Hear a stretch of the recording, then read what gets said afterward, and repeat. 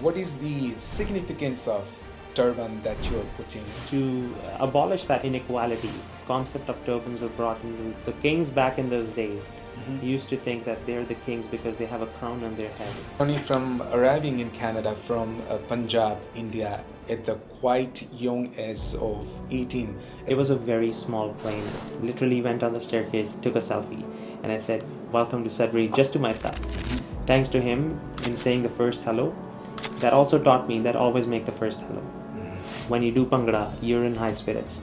You're in that spirit of Chardi Kala. I'm free. I'm living it to the best that I can at that moment. And I think that's how, you should take life as.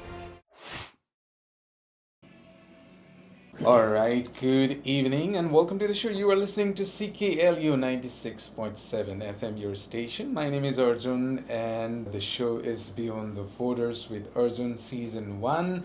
This is episode 5. So, ladies and gentlemen, welcome to Beyond the Borders. Today, we are pleased to introduce our guest of the show. He is none other than Gurpreet Singh Broca, whose journey began as an international student at Cameron College in Sudbury back in 2015.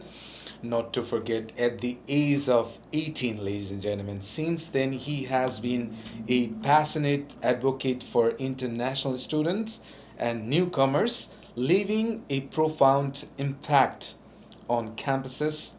Director of International Student Affairs, his efforts have not only promoted inclusivity and volunteerism among diverse student groups, but also advance rights and opportunity for newcomers at various stages. Today, we're going to explore his journey, his experiences, his challenges, his struggles, and most importantly, the impactful contributions to Sudbury on Beyond the Borders. All right, ladies and gentlemen, yes, we are the champion, and I'm with the champion for today, and he is none other than Gurpreet Singh Broca. He's the community leader. He's the chair of Greater Sudbury Police Services, CHIPS Diversity Advisory Committee, as well as director on a board for India Canada Association of Sudbury, co-founder of Sudbury Bhangra Club, co-founder of Kings Cricket Club Sudbury. And not to forget, he's the TD Manager of Customer Experience and TD Ready Commitment Ambassador. We're going to listen to his story, we're going to listen to his experiences, challenges, commitment, and also his continued work for the international student and newcomers and for the community. So, ladies and gentlemen, without any further ado, please welcome my guest for today. And he is none other than Gurpreet Singh Broca. Welcome to the show. Thank you, Arjun. Thank you for having me. Thank you so much for your effort and thank you so much for your time and thank you so much for accepting my invitation to join on the show today. It's my pleasure, Arjun. Thanks for such a warm introduction, and it's my first time here, but surely looking forward to hearing the other episodes that you're gonna pull together in the coming future as well. Thank you so much. Thank you so much. So before we get into anything and everything, I'm gonna ask you very personal questions. When I see you, I can see your beard, long beard. I can see your pagri. The turban, yeah. Yeah. So I want to begin the show with that questions. What is the significance of turban that you are putting on your head? And people from Punjab, they keep long hair, they keep long beard. When you see the people, we see that. What's the importance? What the significance of pagri and keeping long beard, long hair? What's the reason behind For sure. I think it is quite evident that not only in Canada, you can also look into many other countries now where the diaspora is present. The turban is a significant article of faith for the Sikhs. So for the Sikh faith, the people who are related to the faith are actually believing in one God, and that one God and its teachings, of course, as per the faith. So as per the commandments or the principles of the faith, as per the protocol of the faith, the turban is a special holding a special significance in every Sikh's life. And I think in many other perspectives we can find the meaning behind it is from ages from times immemorial, the significance has still stayed on true to its cause, and the cause has been to spread the message of brotherhood and oneness. And why I say this is because if you listen to the gurus or to the teachings of the gurus of the Sikh faith, uh, back in the day when the Sikh faith originated in the medieval India, the turban used to be a sign for the upper class back in the day. Oh, Not wow. just for not for the Sikhs, but it Mhm. used to be a sign for a casteism, right? So, Mhm. so to abolish that hatred, to abolish that feeling of inequality, the concept of turbans were brought into the faith to make sure that there is maintenance of equality Mhm. between genders, castes, races, creeds, religions. Mhm. To bring in this concept also shows that the kings back in those days Mhm. used to think that they're the kings because they have a crown on their head, Mhm. and that nobody else is above them, and Mhm. that they're from a special god. So to give that significance, lesson to everybody in the community back in the day, it was important to say that everybody will have the crown of their own. Everybody Mhm. will be sovereign on their own. Everybody will be independent on their own, and Mhm. you cannot rule or empower others. Mhm. You cannot make others slaves back in the day. So to really stand up against the atrocities and the tyranny that was happening back in the day, and I'm talking about 4 to 5 centuries ago, Mhm. the concept started of the turban to showcase that you're sovereign in yourself. It's not about you're going to proclaim yourself as a king of others. At least you need to proclaim that you're dependent on yourself only. You should not rely on others, and you should not make others forcefully follow something that the other people back in the day used to do. So you're standing up for your rights, and only then you can stand up for others' rights. You cannot protect others' rights if you're not able to defend yourself or your own rights. So it is about human rights at that point, and I think it is a quite a strong embodiment of the fact that a turban is a reflection of that in many colors now these days, Mhm. in many shapes and forms these days, as much as the diaspora is spread out in many continents of the world. Mhm. That the shapes and sizes of course get to change based on the cultural and the customs of that area. So truly a blessing for a Sikh to have a turban on the head, and especially to follow the other commandments and the protocols of the faith. So thanks for the question. Amazing, amazing. Thank you so much for the information. And let's begin the journey since 2015. Gurpreet, your journey from arriving in Canada from Punjab, India, at the quite young age of 18 as an international student to becoming a community leader in Sudbury. It's inspiring. And can you please tell us about the initial challenges, struggles you faced along the way, and how you navigated through them during your first few years in Sudbury? I want to begin from For there. sure. So 2015 was a tough year. Was also a life changing year at that point, because when I made the move to Sudbury, Mm-hmm. I think I was in the one of the first cohorts of those international students. Not even 150, I would say, under 150 students took that head on as a challenge to choose Sudbury and come to Canada and try to make a better living or better life. And one way was to try and get to study and get that world class Canadian study experience, the educational experience. So came in for that, and I think there were many challenges because of lacking some sort of support from the culture and the community itself. The community was not that well diverse back in the day. It was having many other community members from different regions of the world, but from today, what you compare it to 10 years ago or 9 years ago, I think it is quite evident to see a major difference. 2015 was also a challenging year because you were new to even just the weather and just cultural acceptances, for example. True. You don't know how to quick demeanors in the society, in the cultures that are probably different in India, Nepal, Bangladesh, wherever you come from, and then it takes quite some time for you to understand, get to know them, and then learn from them, and as well as try to share from what your learnings and your teachings have been in the past. Mm-hmm. I think it was challenging as well in the aspect that many international students used to have that feeling of loneliness, There wasn't many community events happening back in the day that could bring us all together.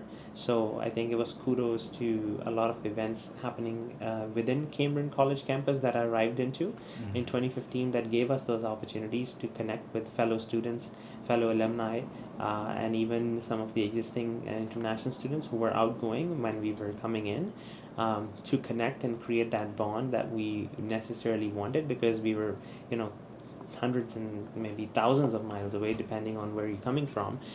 So that feeling of loneliness, that lack of culturally evident practices, the lack of gurudwara, there was no Sikh temple back in the day here. Um, Lack of even sometimes grocery supplies. So like these are small little things in the day that you need to run your everyday routine in general sense. And I think when you're lacking some of it, you start feeling uncomfortable, and you start feeling that this is not your comfort zone that you want to stay in.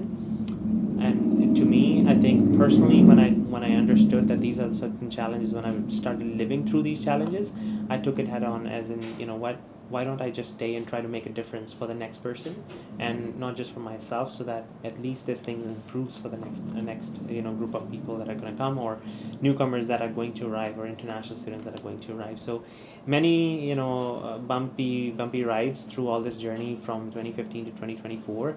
When you mentioned it being a community leader, I think this community has given me a lot of opportunities to cater to it, and I think I always was positive about taking those opportunities with open arms.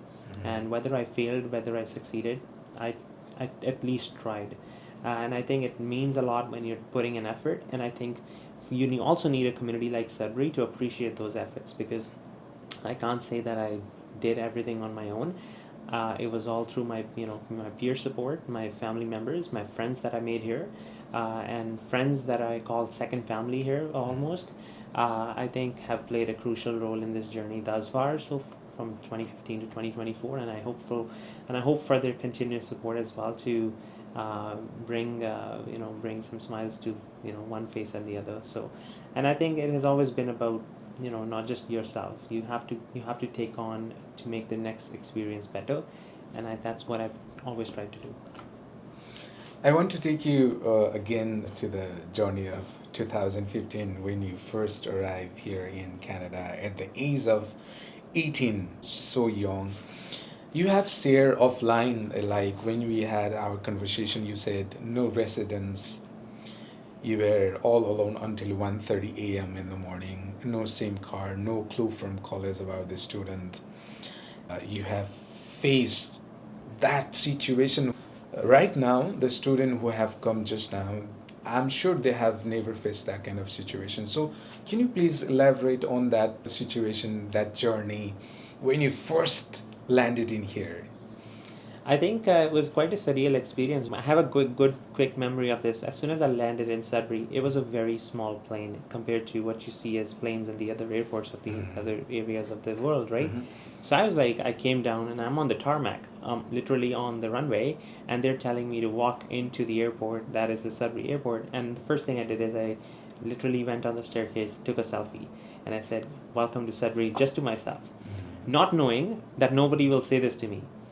And unfortunately, what happened is there was a lack of miscommunication. There's a lack of communication between back in the day, the people who hailed from the institution that I was going into, as well as a lack of communication from some of the people that I knew in Sudbury, that I already had made connections with. Um, Long story short, it happened to be that since you land around in the afternoon, and you tell the point that it's been late at night or getting dark, you don't have a place to go. You do not have somebody who's taken your luggage, who's told you that they've taken your luggage. You've trusted them for their word because they pretend to be the people from an organization you trust, and then fail to commit to your promise, I think. So that initial struggle was just you can't avoid it. It just happened. And I think the one thing that kept me going that very day, and I think the one thing that keeps me going at this moment, is the spirit of chardi kala. Chardi Kala is a big concept in Punjabi and Sikhism. Okay. It is that eternal spirit of a higher optimism that you must keep at all times, depending on whether you're going through sorrows or you're going through grief or you're going through the happiness, right? You need to make sure that you're in the spirit of Chardi Kala, which means taking the challenges head on and always with a smile. It's okay if something happened. There will always be a reason behind it, which will be for the better. So you have to believe in this, and I think that faith, that belief of my concept that I personally relate to in the faith of Chardi Kala, in the spirit of Chardi Kala, kept me going that day. I still remember walking down towards the Kingsway, and back in the day we used to have a Pizza Hut there, and then traveling all the way back on, just walking by myself, coming back towards the college campus, not knowing where to go because somebody told me that you need to be out of the campus because you don't have a wristband around you. And that was 2015, when you have to be in a student residence with a wristband on, some sort of a wristband, which I was Okay. not aware about. I had no clue. As I said, lack of communication. Mm-hmm. It also seemed to be the case that nobody knew that I was coming. Okay. There was no request for pre-arrival information. And I also failed in passing the information along because I did not know whom to pass it on to. So I landed, and nobody knew I'm Gurpreet Singh Broca, landing in Sudbury, and I happened to be in college when the college is closed. When the premise is not open for us at late hours, and I can't stay because I don't have the permission because I'm not an authorized student at that moment yet. I haven't registered yet. So there's a lot of challenge that you just realize that you just fell into.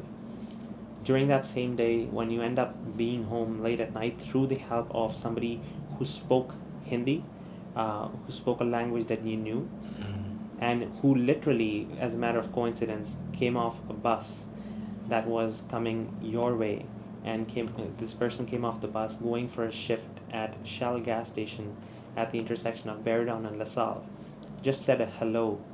That gave me a message that this person, when they're saying hello in my language, in Hindi, that I can speak, although my first language is Punjabi, I still can speak Hindi. Okay. My answer was a hello back, and that's how the conversation started. Who I am, where I am from, what am I doing here, right? I was just trying to navigate a resource to get to a safe shelter, to get to a place where I needed to be, and I needed somebody to help, and that's this person who came off the bus. And I had no clue who this person was. So the only person I trusted was that one person. His name is Gaurang Sarvaiya, and I must mention him at this moment. Thanks to him, in saying the first hello, that also taught me that always make the first hello.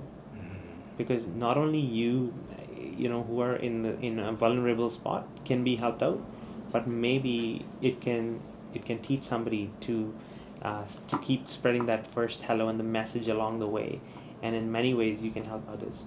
And I try to keep that still very close to me, that whenever I try to pass along in an alleyway, in a campus, outside the campus, wherever I go, I try to make the first attempt to say the first hello, to start a conversation, because you never know how the second person that you're saying hello to is feeling, is facing what they're facing, and what their circumstance at that moment is. So having that openness, that open door policy, helped me get to a place and safe shelter at about 1:30 at night. Yeah. I didn't imagine that, and I don't think I don't want anything like this to happen to anybody else, because this is a very uncomfortable is a small word. It's a very vulnerable spot you're in. You're mentally breaking down. You don't have the emotional, moral support that you need. You also do not have even a peer support at that point, because you're just literally in a new country the very first day, and you didn't never imagine in your dream or ever in your in your worst thought that you'll be stranded like this without your luggage and things like that, and you don't have any belongings. You don't have a phone to call back home. You're stuck by yourself. And I think it's God's been kind, and Waheguru has been kind in sending that one gentleman my way, and happened to be that first hello that helped pave my way further. Wow, interesting. All right, and another challenge of all the immigrants or newcomers or international student is job. First job. So, talking about your experience, like what did you do when you were here for your leaving? Right? What did you do? What did you find as a job, or what was the scenario at that time? Yeah, the jobs, I think, were, as I'm sure in this present age and time, is also a little bit of a challenge to have, is a full-time job. But in 2015, the first actual job I did was at a convenience store. Used to be called Max Convenience, and that was at the corner of Second Avenue and Caswell Drive. Um, and that was my first experience where I trained for about a week, and then got onto one particular night shift that went on for multiple weeks until I got into Walmart and gained some experience through the Max convenience stores to get into Walmart, into retail, gain some experience there. Worked there for about more than 3.5 years, and then eventually into banking, and the journey carried forward. All right, you said offline one more thing. You were the second DC person, to get hired in Walmart. What was the experience that time? Experience was quite, I would say surreal, and experience was quite overwhelming Mm-hmm. because all around me was, community of local Canadians and local Sudburyans, and I really enjoyed that at that moment actually, because it gave me a chance to learn from how to do, what are the do's and don'ts. And I think being at 18 years of age, I've never, before that time, I had never done an official actual job. And so to be in Walmart, it was also kind of breaking the barrier for other community members and for other Desi community members that I can say of, is that it gave them a hope that they can also apply and possibly get a job at such a big box retailer, and eventually paved the way for many others now. If you go into Walmart now, or Real Canadian Superstore, or many other places actually where retail is happening, you'll see a lot of the newcomer community helping out, fill in those jobs and doing those jobs very well actually, and managing those stores quite well. So I think it was quite overwhelming, and I just happened to grasp that opportunity, and try to bring some positive changes while I was there. So that journey continued, and they started believing in many others like me, and I think it has gone on further than. Yeah, of course, of course. Now you are in a leading position of different institutions as well, and you have amazing impressions among the youths as well. So, as a director of international student affairs at Cameron College, you played a significant role in advocating for international students. So, what motivated you to take on this leadership role, and what were some of your key accomplishments during your time there? What do you want to say? Thanks for the question. I think again it goes back to lived experience, right? Mm-hmm. I never imagined that nobody will say welcome to Sudbury, or Yeah. nobody will say welcome to Canada. And I think I never wanted this to happen to anybody else, that they come in and they are feeling stranded or by themselves without any support or help as soon as they come in a different country. Because many people come here in Canada, in Sudbury, with different hopes and aspirations and different kinds of life circumstances that they face. Some people come here from war-torn countries. Some people come here for a better livelihood. Some people come here for study experience and whatnot. And there's so many examples that how many different experiences are arriving, and they're trying to make a better living here. So I don't want a Sudbury that is not open to them, or that is at least not stepping up to showcase the same spirit that we see now. And I think I don't take that impression of Sudbury from what my experience in 2015 was as that's it. I think that was one exception that it happened, but that one could be many, because you have to voice up. So to voice up for such an experience that I faced, that maybe others faced, I think I took it on me, and talked to my friends and my other fellows in the colleges, classrooms, and different programs, and I basically took the time to understand what their experiences have been, and how do they have better ideas to make it better. And I think to voice up, to give it more amplification and bring it to the senior administration back in the day at Cameron College. And thanks to Cameron College's senior staff and administration for listening to those important voices, and not just myself, and giving me a platform that I thought, what the best idea would be to run into student politics, be a student leader, and actually be able to accomplish what you can just plead on, request on at the moment. You can try to be having a stronger platform through the same reason. So I think I use that platform of the student affairs, international students affairs at the student council to the best of its possibilities, where I always had an open door policy. I was accessible throughout. Like, you don't have a day of time or a time of the day when you would not reach me if you were a student when I was running into the student politics, because I kept it to myself as a promise and as a commitment to myself that, you know what, Gurpreet,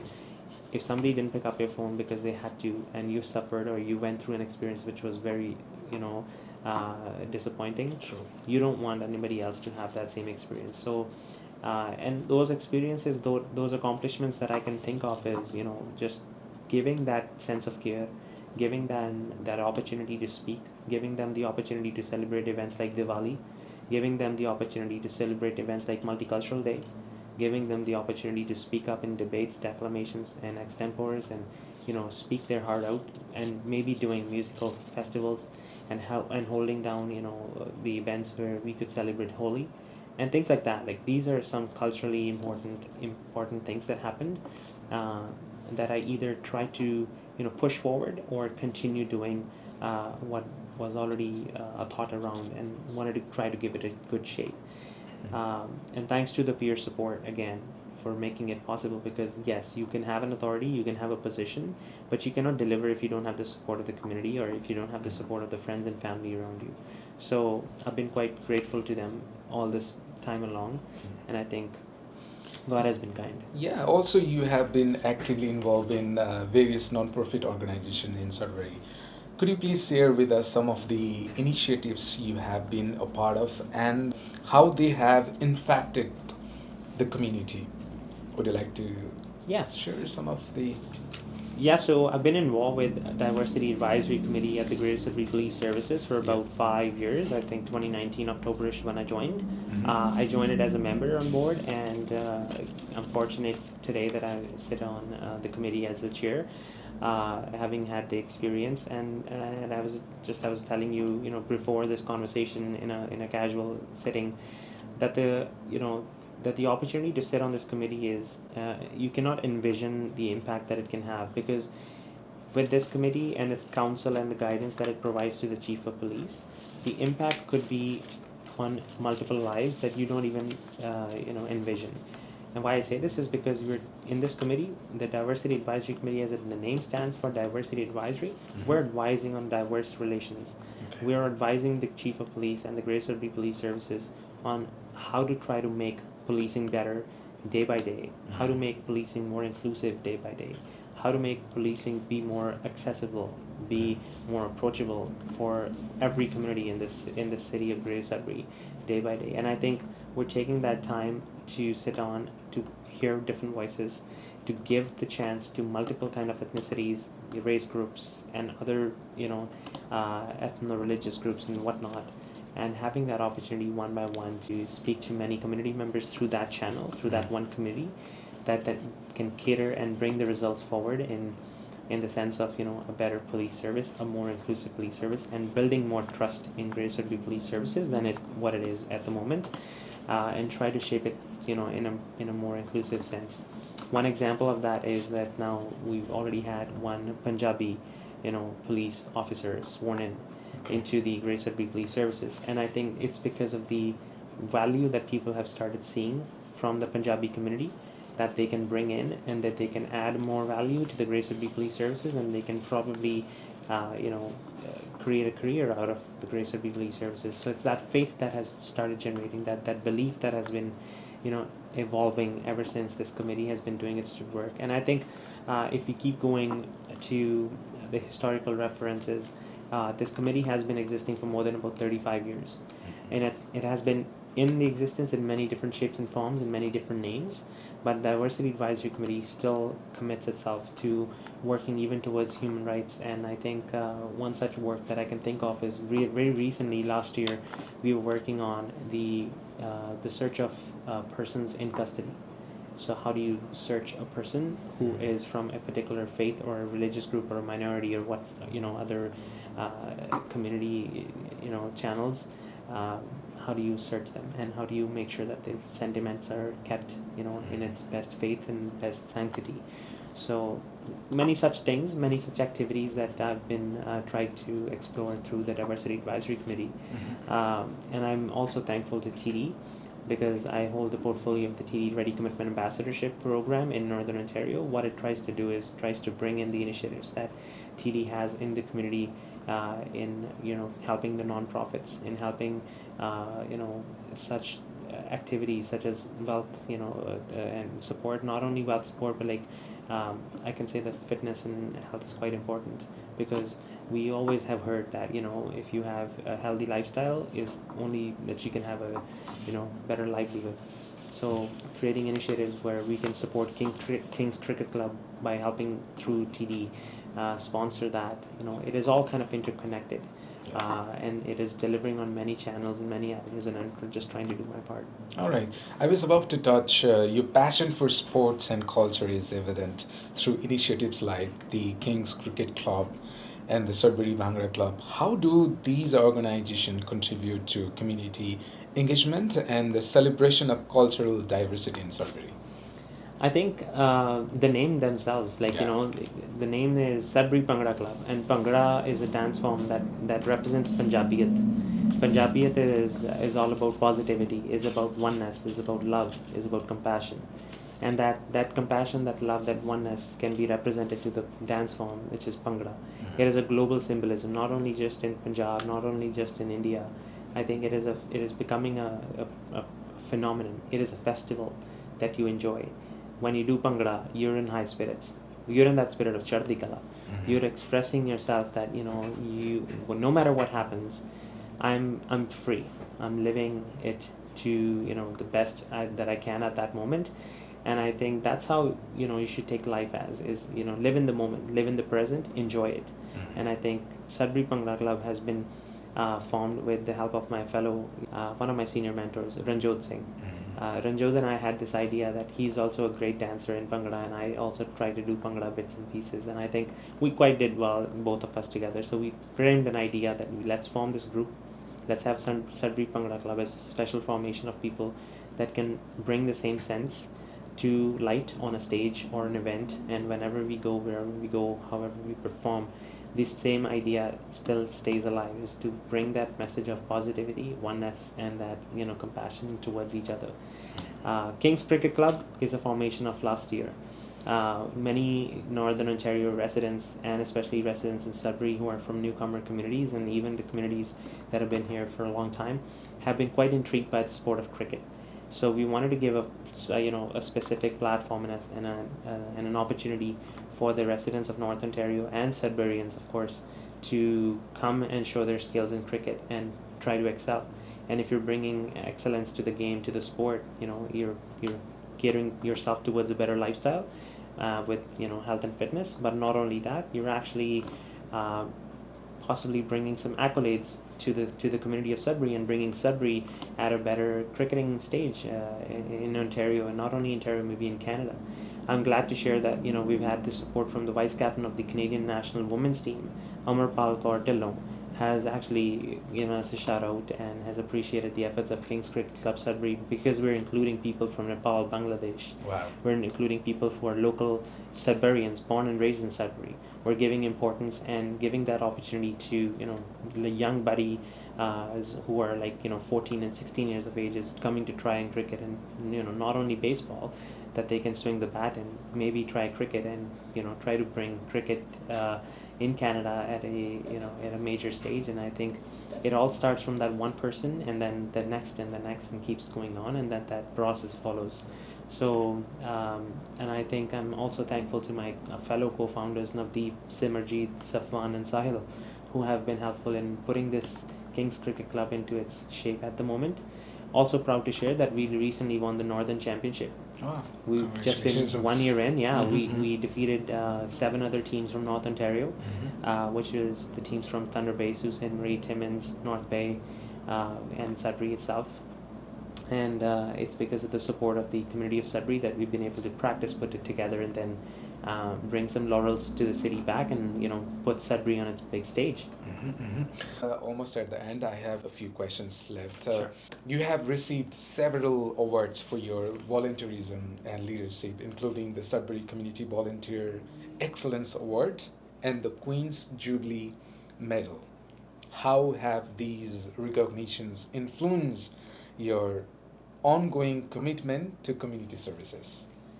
I think any kind of encouragement, whether it's the ones that you named or any others that I've been able to, that I've been blessed with, I think, from this community of Sudbury or by the grace of God, is definitely a pat on the back saying, what, keep doing what you're doing and keep your head high, and stay spirited, stay focused on your goals, and stay focused on accomplishing that same, that same idea that you want not just yourself to succeed, you want that next person to succeed, and it's only possible when you're making that one experience better.